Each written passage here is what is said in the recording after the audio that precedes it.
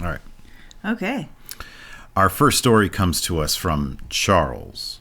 He says, "Hi, Stephen Lacey. My name is Charles. I have a couple ghost stories that I would like to share with you, but I'll share just one for now.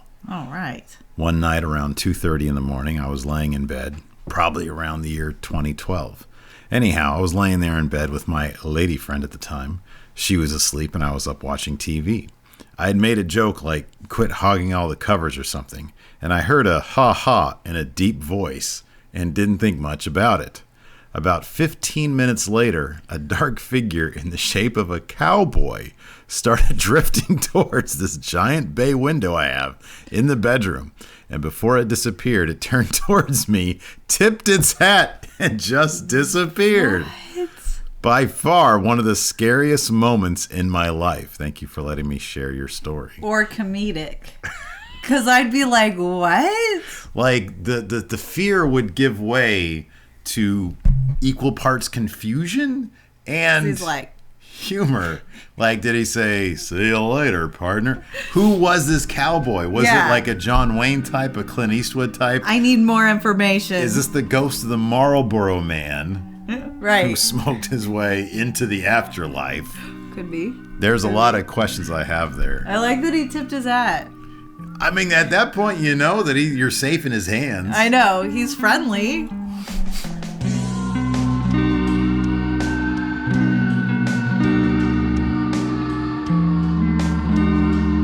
Welcome back to That's Not Scary. I'm Steve. And I'm Lacey. And today we have 4 more stories direct from our listeners.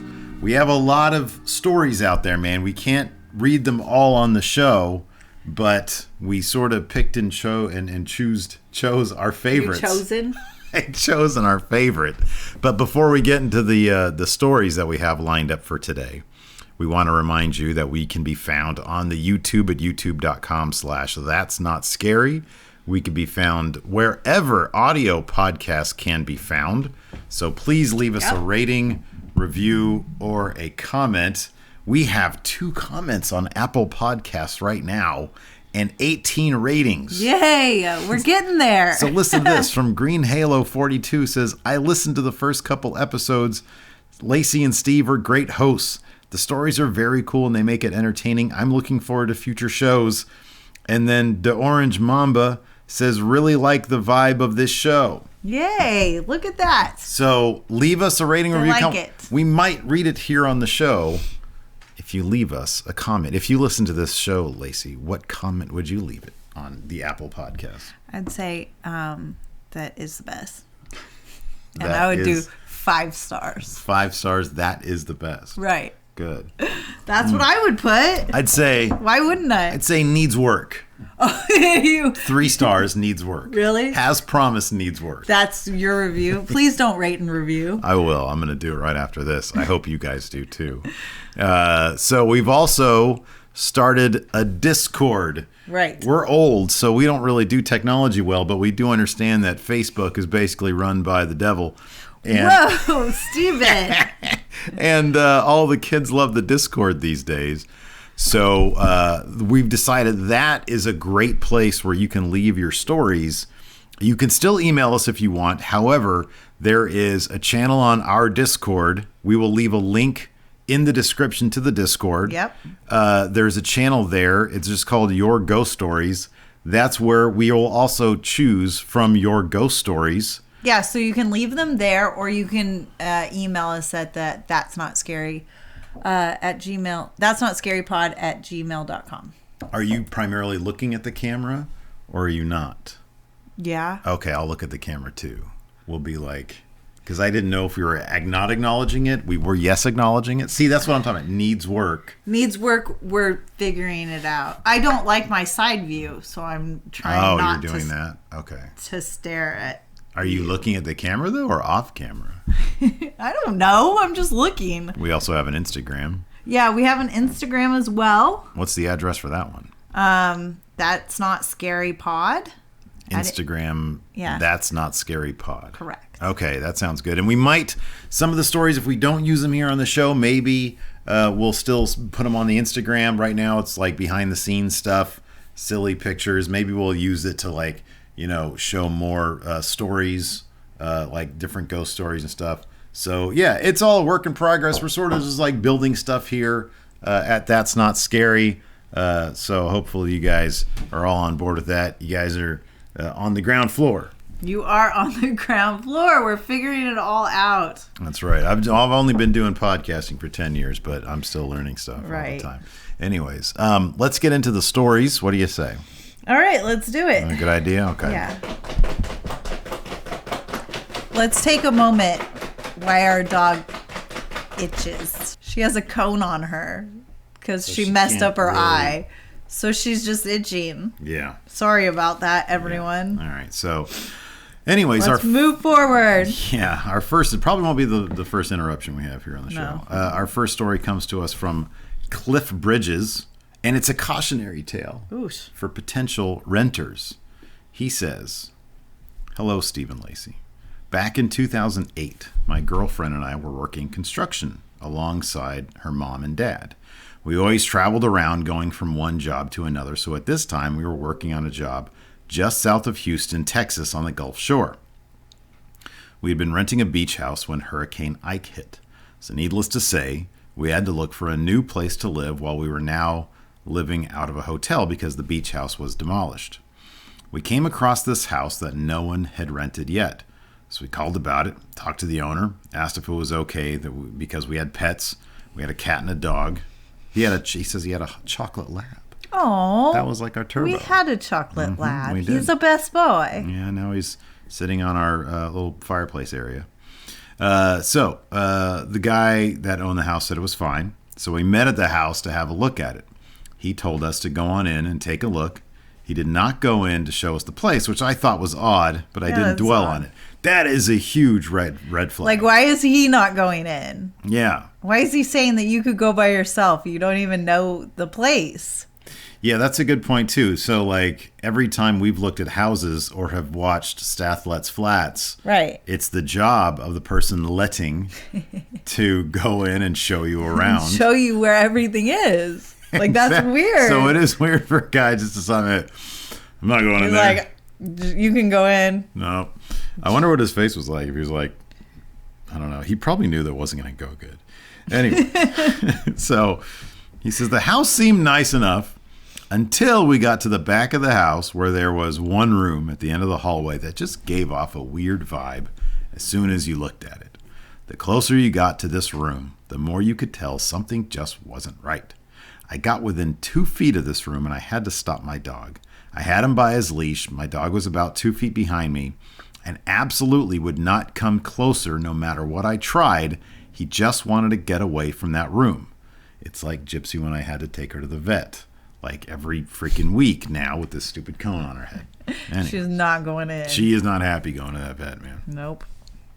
So anyways, he says, so apparently when they went to go look at the house, they brought not only his dog, but the cat too, which is a little different. To me is a bit odd. Like maybe this is like the guy won't go in, and then you brought every one of your pets. Maybe the guy was thinking, you're bringing your entire collection of your entire zoo with you into this house. Why are you doing that? Why are you doing that? Like, I'm not going in. It's like that cat's going to hate that place. I'm not going to show you anything because I really don't want to rent it to you. That could be it. That could totally is like, no, you're going to have pee and cat piss stains everywhere. Anyway, so he's like, you do you. You do you.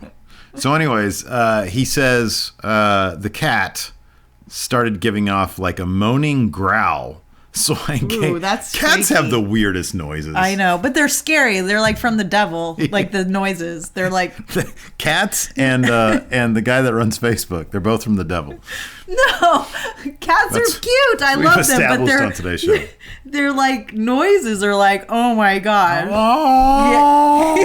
Yeah. That kind of stuff. What the heck? Anyways, he says, so I gave the dog's leash to my girlfriend's dad so I could take a look at this room. It was so creepy that my girlfriend's dad, that hardly showed any type of emotion, was visibly getting scared. That's what we get for talking about these animals. Gypsy's getting offended at right. us saying that dogs shouldn't be allowed to go and look at these houses. Anyways, let's see here. So my girlfriend's dad, that hardly showed any type of emotion, was visibly getting scared and didn't want me to go any closer to this room. I made it to the door frame and could not go any further. My heart felt like it was going to come out of my chest. But there was nothing in the room except a bunch of old newspapers in the corner, which was also kind of odd because the rest of the house was empty except for dust and some cobwebs. So I turned and grabbed the cat from my girlfriend, started to go in the room. Even though I was somewhat scared, I was more curious and wanted to see how the cat would react. Yes, He's like, me. This is freaky, but I really want to see what this cat will do. What he's going to do. Yeah. That's great. So he said that was a bad choice for me because the cat went nuts and started clawing and biting at me just to get away from the room. When I dropped the cat, it took off and everyone ran with it. And I realized I was standing there by myself. That's when I got so scared I couldn't even turn around to look back in the room because it felt like someone was standing right behind me. When I finally got outside, everyone was back in the truck and my girlfriend was crying. I looked at the owner. He just shook his head and said, "So you're not going to rent it?" I wanted to ask him about the room, but everyone was yelling at me to get in the truck. Oh, man. So we just left. I know it's not a ghost story, but that's one time I've never felt fear like that or had seen any animal react in that way, especially to an empty room. So a couple lessons to be learned here. Maybe. I want to know. I want to talk to that guy. What's up with the room? I want to know what the newspapers are all about. Like what newspapers would generate such an odd response. Were they new newspapers? Were they old newspapers? I get the feeling they were old newspapers, unless it was like at the bottom of our driveway. Maybe it was like that. Yeah, maybe they picked them all up from our driveway and put them in that room. Yeah, I have a thing about that. I don't know why you bought. I think they sent me another bill, and I'm like deciding whether or not I'm going to renew. I don't even know what you're doing. I really shouldn't renew. I want to. You never look at them. They are literally at our driveway. They don't throw them on our porch. They just put them at the very bottom of the driveway. And that's why you don't read them? They do, like the bare minimum. I mean, like you could just look on your phone.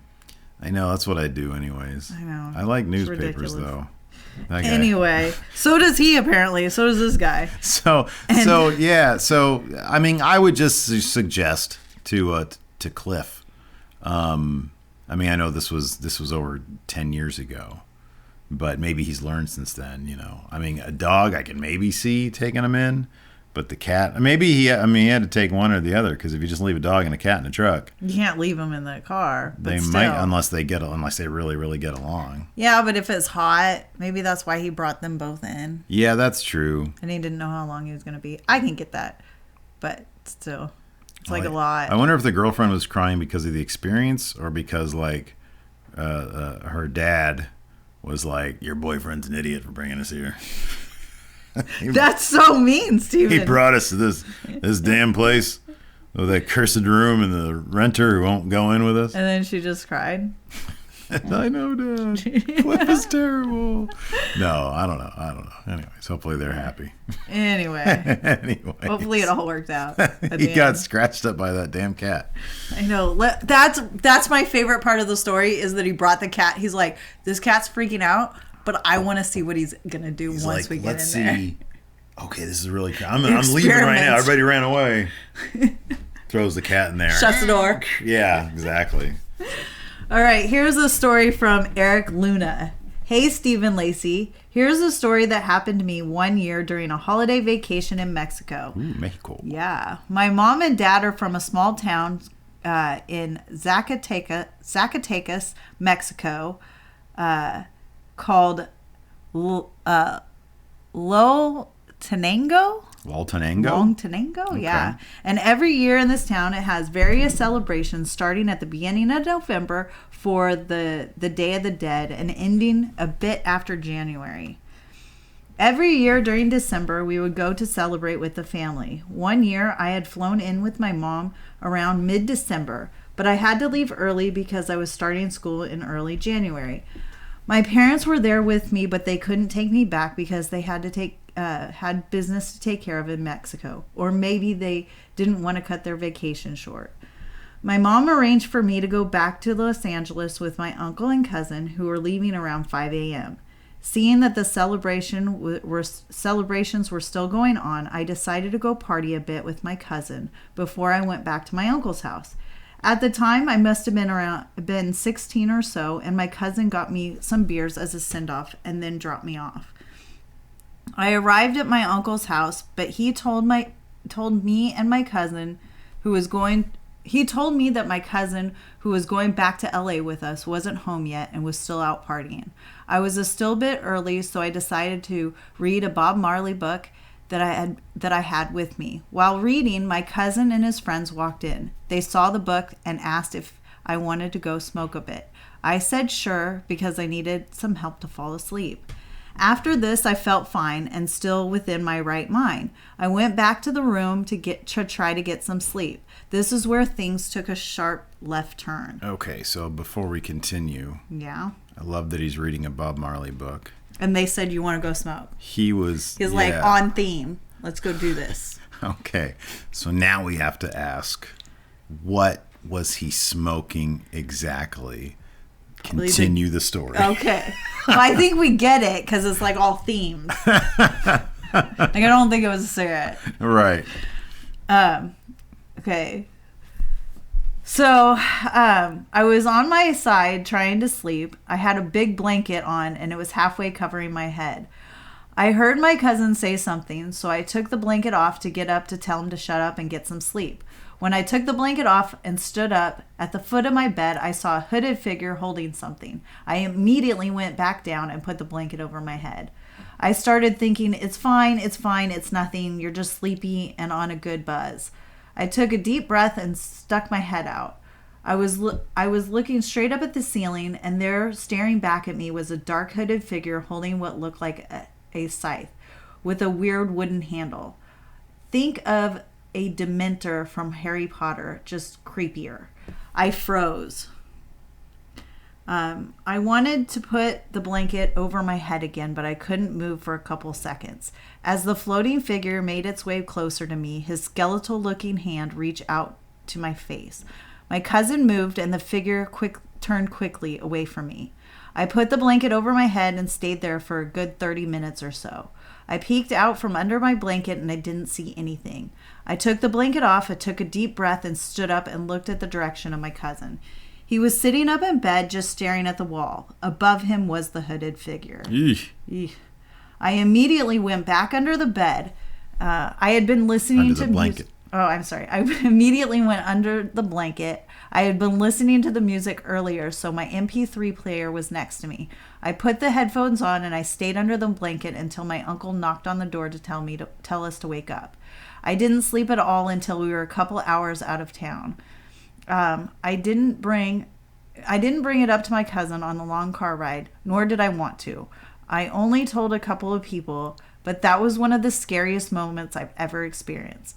Thanks, and I hope you enjoyed the read. I'm looking forward to hear more from this podcast. Take care, Erik. Man, that was some serious stuff. That was scary, man. That was super scary. Like, why does it have to be hooded?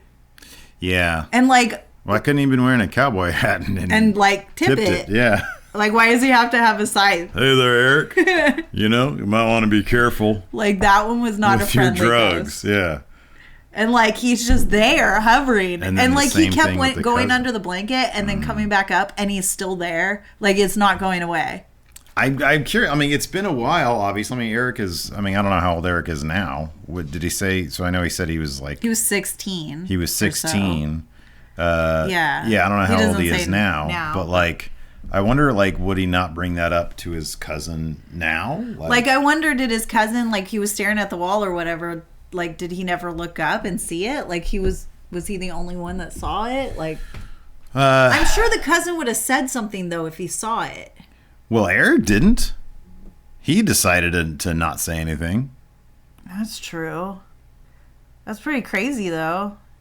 I know. Like, you're in the car together. I'd have totally said something. I know. Like, man, did you not see the hooded guy? And then if he's like, what are you talking about? What hooded guy? And then I'd be like, never mind. Man, I was messed up. What would you put in that stuff? Right. He was like, nothing. It was leaves. Oh, no. Oh, no. But, yeah, so. Speaking of smoking things, our next story comes to us from John Blunt. Steven! That's his name. Come on. That's a good segue right there. Yes, that was pretty good. That's a good segue. Very clever, my love. Very clever. Thank you. Anyways, so John says, first off, I tend to be a skeptic. I love horror and spooky stories, but for the most part, I wouldn't call myself a believer in the supernatural. However, about 15 years ago, my wife, who was my girlfriend at the time, and I saw something that cannot be explained. The incident occurred on a trip with my wife's family to a place called Cloud 9 Ranch, deep in the Ozarks, just north of the Missouri-Arkansas border. This property, which covers several thousand acres, was home to many campsites, ATV trails, and horseback riding trails. Now, I went there. I lived there for a year. In the that's Ozarks. close to where you were. Green Forest, yeah. Yeah, Arkansas. Yeah, it's right the Missouri and Arkansas border. That's where I was at. And of course, now it's made popular by the Netflix show Ozark. Yeah, but it was. I was there, which I can't watch because it's chock full of people making really bad decisions. But I like that place. I'm taking you back there so we can go back. I don't know, man. It seems like a pretty violent place according to Netflix. Well, that's not how it is. We're not going to run drugs, are we? No. Or money launder? No. Okay. Maybe I'll go. Anyways, he says, one night during our stay, my wife and I took her ATV and ran off to do those things that teenage couples are prone to do. Her family went to this place fairly often, so she was pretty familiar with all the trails. She led us down a narrow wooded trail that served as a shortcut between two of the few paved roads on the property. That was where we saw her. About midway down this trail, I noticed someone coming into view. Immediately, I was confused. This woman was walking down an ATV trail in the woods at night with seemingly no source of light. As we got closer, though, it looked as if the light coming from our headlights wasn't even touching her. It's hard to explain, but as we approached, she kept this slightly blue, slightly translucent appearance, even though the headlights should have been shining right at her. I was stunned and sat in silence, clutching my wife by the waist as she continued to drive past her. The only details I could pick out were that the apparition had long dark hair and she was wearing a short white dress. My wife continued to speed down the trail, and I never looked back. I thought at first that I was the only one that saw her, that I had somehow hallucinated the entire occurrence.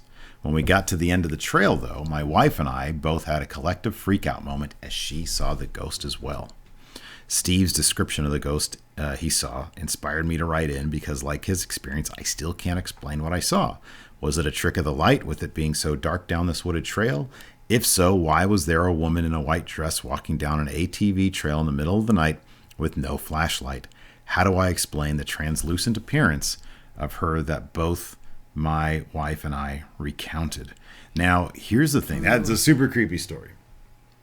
The Ozarks are chock full of ghost stories. This is like one of the most haunted areas in like the entire United States, seemingly. Because I went to the ozarktraveler.com. You love those travel ones. Well, okay, this is what I do. I'm like, okay, this John writes us a story from the Ozarks and about the Ozarks. So I'm like, okay, I want to know what other ghosts are in the Ozarks. And it's always a travel site that comes up that somebody writes for. And so, but I mean, look at there's a ton here. But like, we going to talk about his, like, what is she just doing out in the middle of nowhere with like no light, no nothing?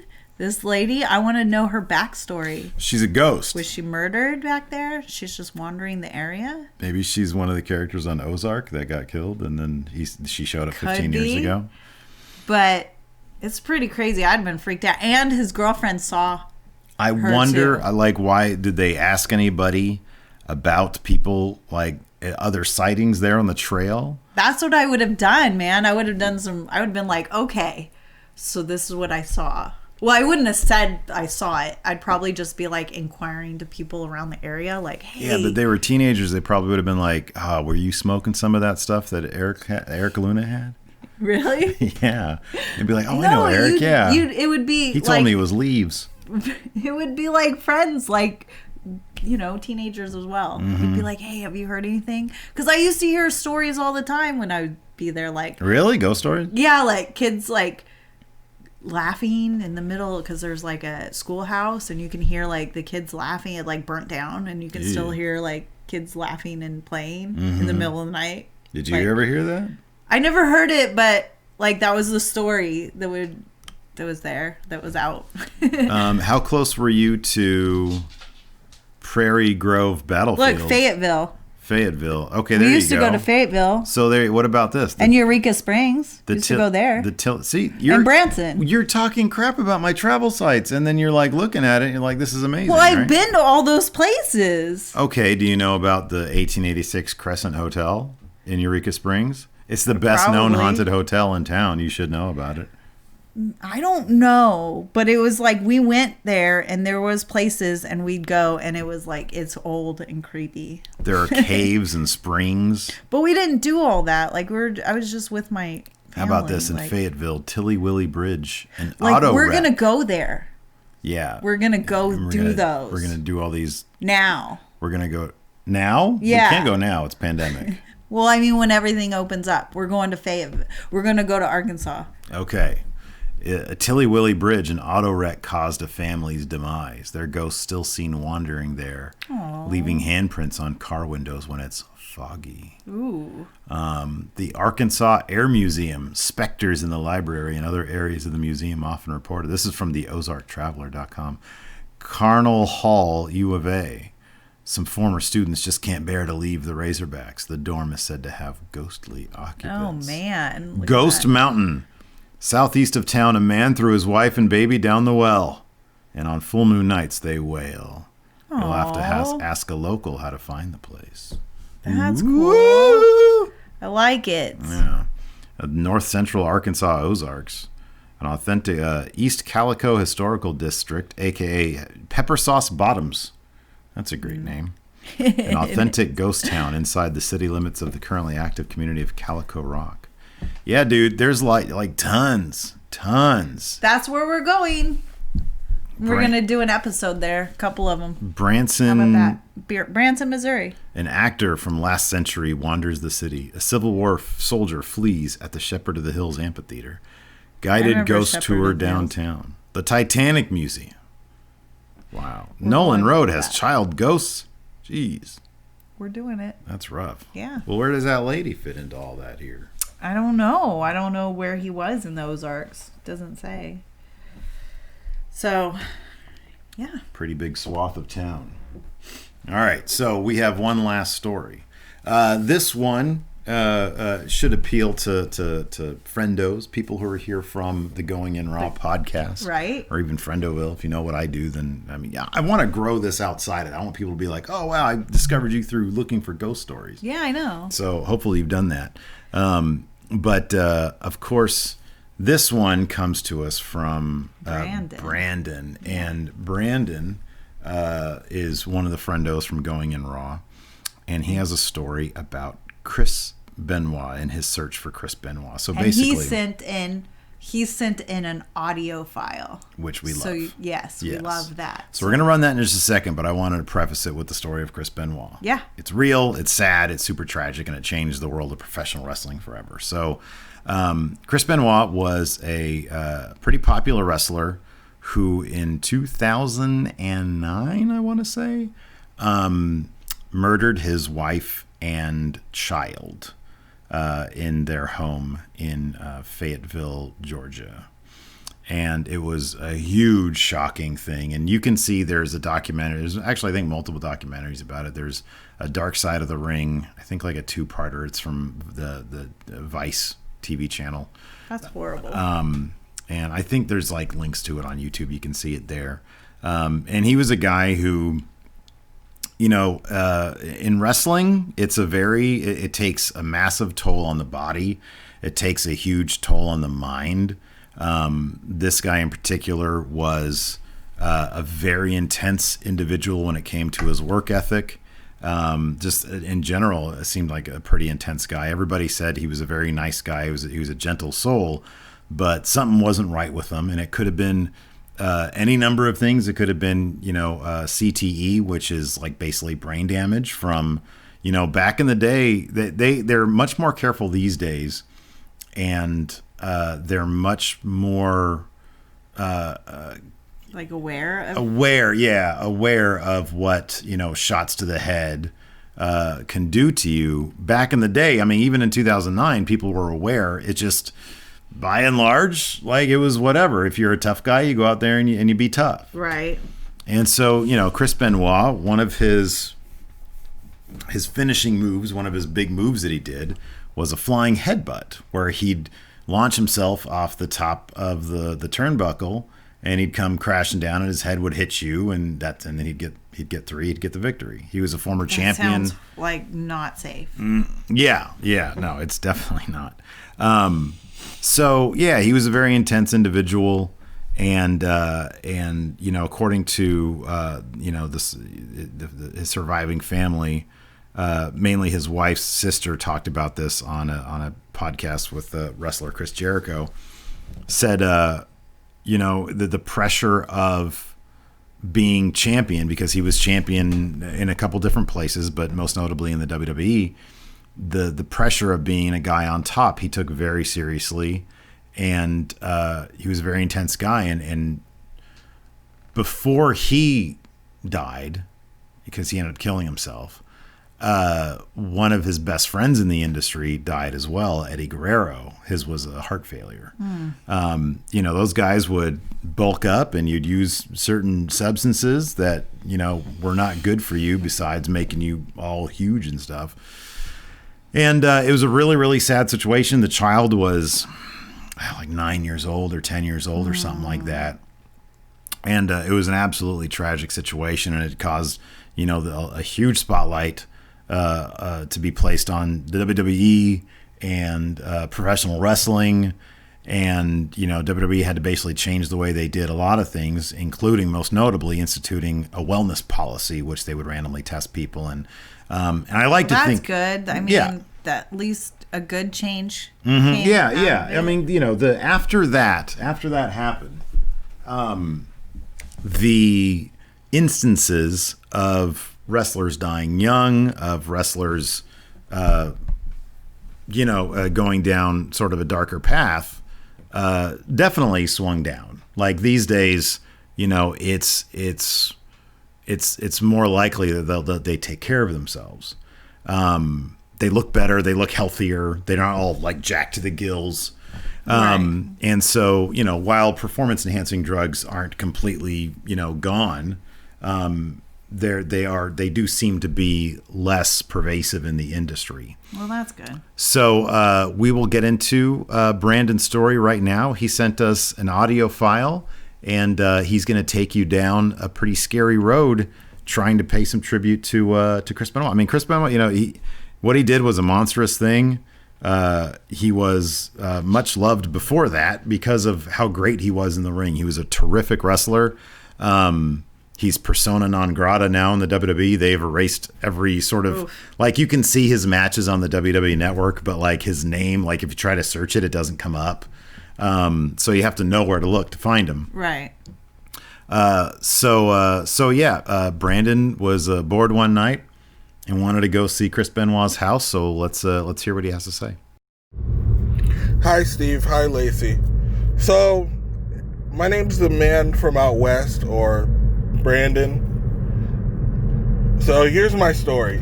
It involves something that, as wrestling fans, is a really tragic event in all of our memories. So, I live in Jonesboro.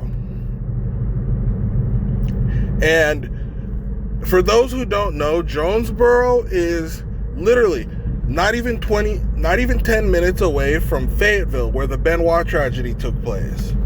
So, my story involves the Benoit tragedy. So, first and foremost, I don't mean to disrespect or, speak ill on those who have passed with this story.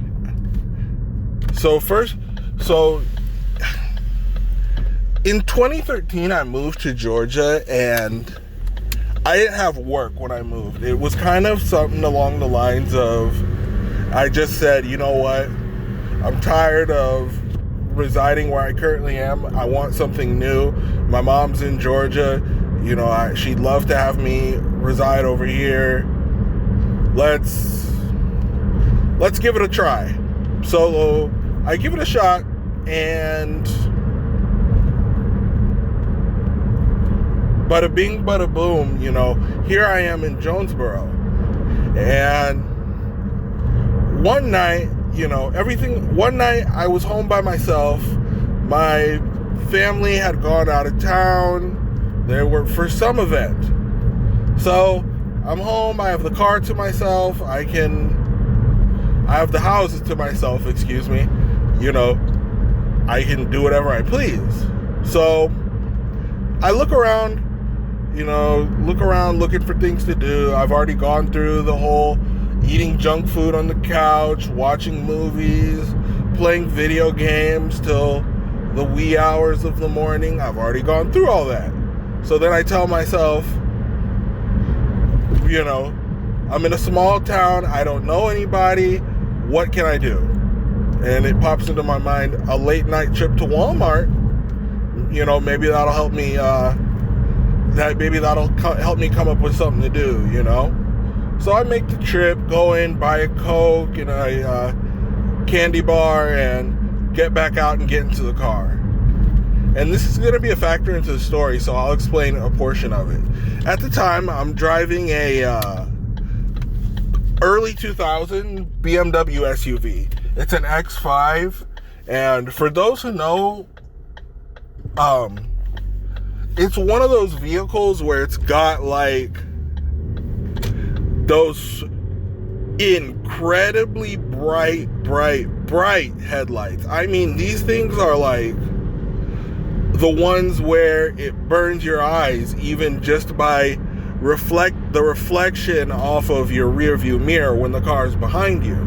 So anything that gets in front of that car, the driver is going to be able to see. As long as the driver has 20/20 vision and is paying attention, the driver is going to be able to see it and have well than enough time to react to it and,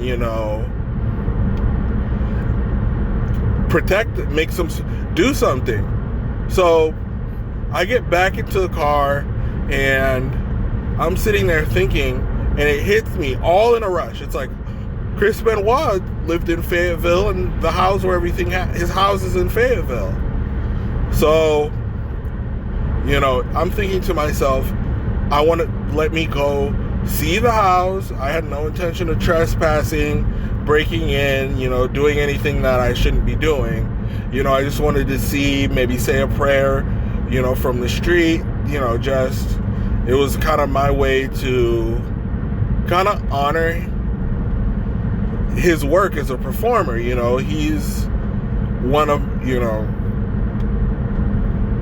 I won't ramble, but yeah, so I start making my way to the house, and the drive's pretty normal until I come to the street that is going to lead me to the neighborhood. Like, basically the GPS on my phone is saying, like, once I get on this street, it's a straight shot, bada bing, bada boom, you're there.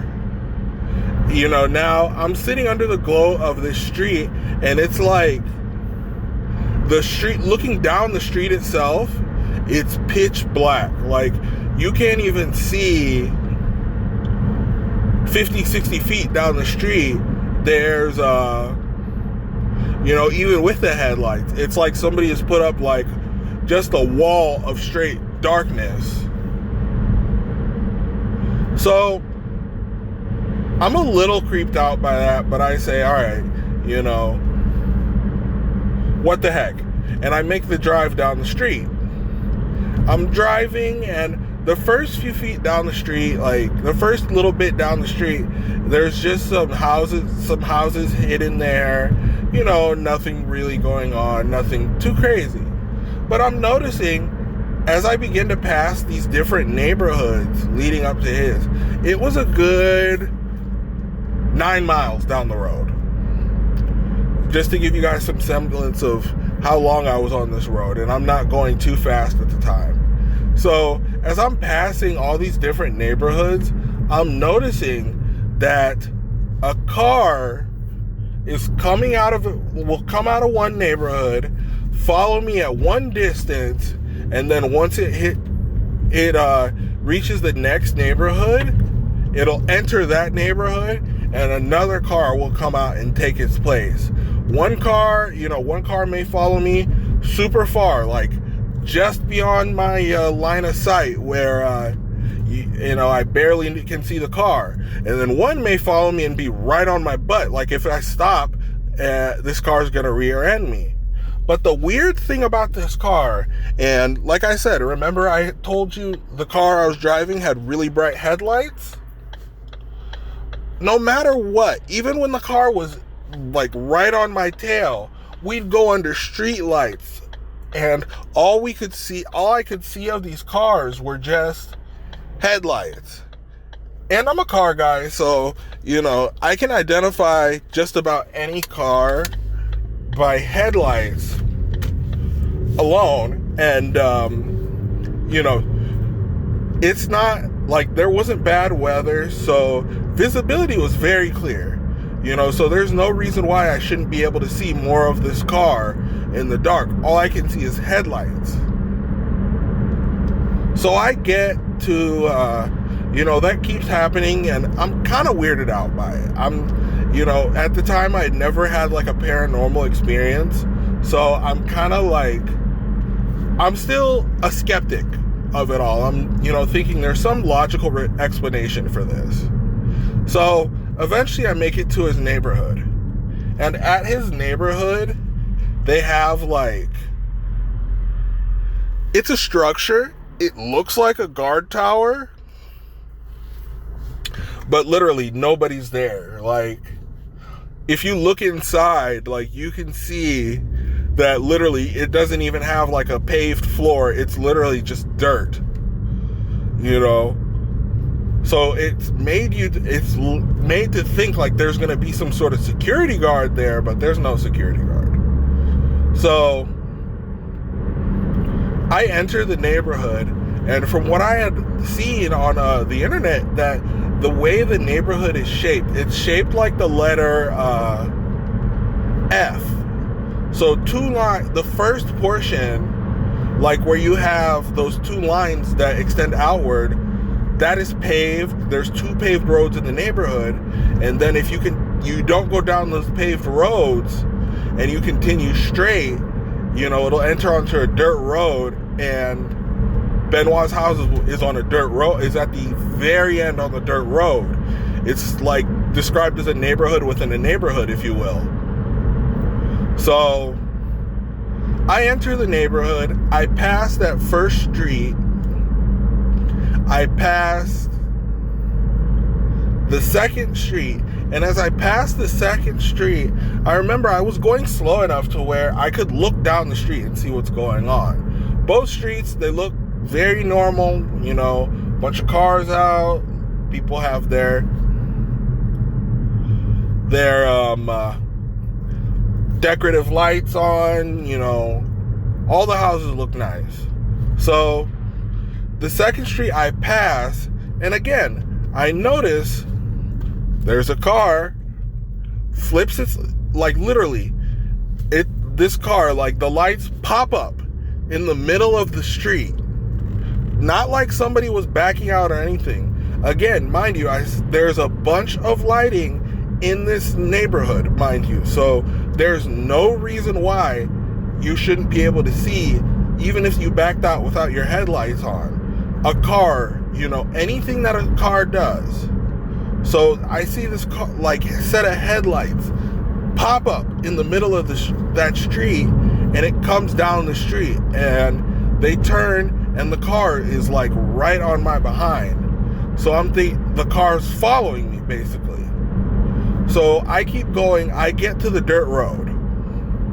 And once that car that's following me gets to the dirt road, it literally sits with its tires 1 more inch, you guys, and this car would be on the dirt road. But it sits with its tires on the paved road, and it's like it's blocking me in. And it just watches me, And again, I can't see any anything. No driver, no hood, no nothing. Just headlights. You know, I keep going, and I get to the house. I see the house, and the house itself, there's just this really, like, it's the summertime as well. Like, the whole time in front of, I'm like hot, sweaty too, you know. I didn't for some reason I was too like creeped out to turn the AC on, but I had the windows down. So I get in front of the house, and it is cold. It's like that semblance, like the only thing I can describe the feeling of is if you're outside and you're working a lot, and you know, you work up a sweat, you're hot, and you go inside where the AC is on full blast. That feeling of like ice cold. Like, I started shivering almost, you know.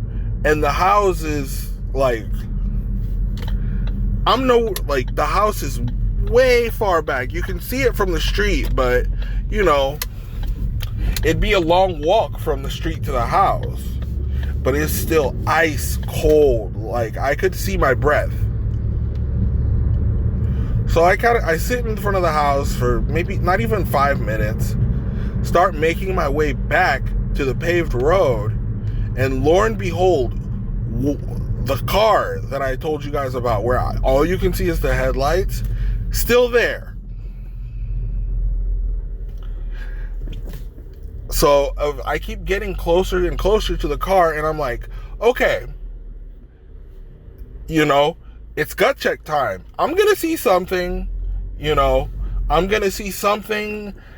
We're going to get to the bottom of this one way or another, you know. And I'm thinking eventually the car's going to move, the car's going to do, you know, some sort of lights are going to come on, you know, it's all going to be answered. Maybe it's a cop, whatever. So I get closer and closer to the paved road. Car doesn't move. Not an inch. So eventually I'm nose to nose with the car, and he won't move. So what do? I'm in an SUV. I say, all right, if we're going to play that game, I'm just going to go off-road and go around you. So that's what I do. I go off-road, go around the guy, literally to where I'm close enough I could roll. I have the window down, like I said, because I was hot, and I could look and reach out and touch the car. I passed the car, and I put this on everything I love. This is the scariest moment of my life. The headlights, you can still see them clear as day. It's like they're floating in midair. There's nothing behind those headlights. There's no car, no hood, no nothing. But those headlights are just sitting right there, shining down that dirt road. I see that, and I'm freaked out. You know, I know you guys play this on YouTube, so I'm not going to be too descriptive as to what I said, but let's just say I said a lot of colorful words, if you know what I mean. So I'm freaked out. I stomp on the gas, and I'm booking it back into town, back home. And the final weird thing that happens is I had my phone connected to the car. So I was listening to music through my phone. And I was listening to some YouTube stuff. Some YouTube, one of those documentaries YouTubers make. It was about the Benoit murders, actually. So I remember I had stopped it when I got close to the neighborhood because I didn't want to, draw any attention to myself. I didn't want to have, somebody say, hey, what are you doing in this neighborhood? So as I have the radio connected,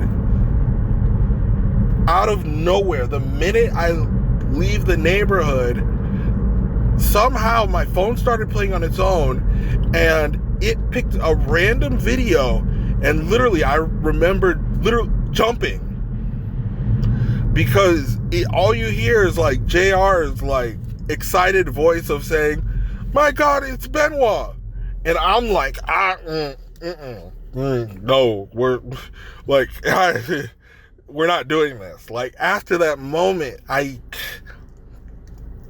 every hair on my body was standing up. I kept telling myself, like, I'm no longer a skeptic.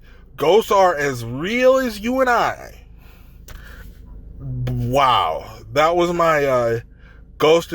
So that was my ghost experience related to Chris Benoit. Thank you guys for listening to my story. If, you know, I really enjoy your work. Thank you.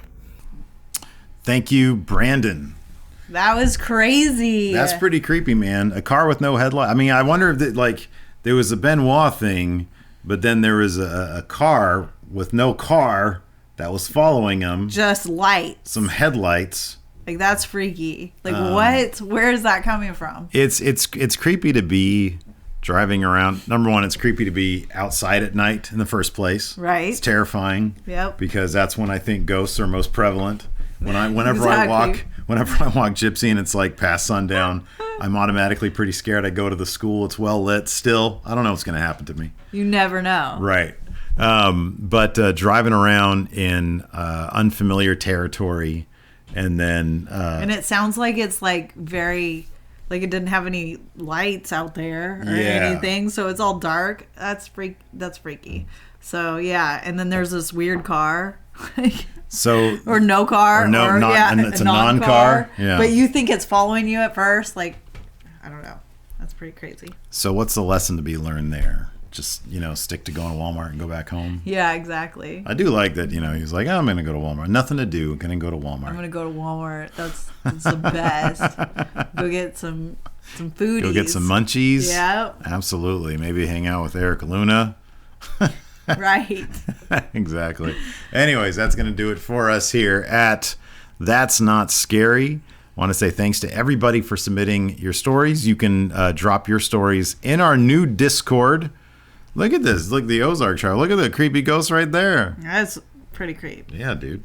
On the Discord, you can email us at that'snotscarypod@gmail.com. Please leave us a rating, review, or a comment on Apple Podcasts or wherever you're listening to this. Or, of course, on the YouTube. Be sure to hit that subscribe button. Hit the like button and then leave us a comment. Yes, we'll read the reviews. Yeah, we'll read some of the reviews here on the show. Anyways, thanks for tuning in, everybody. We appreciate it. Until next time, we'll talk to you later. Have a good night.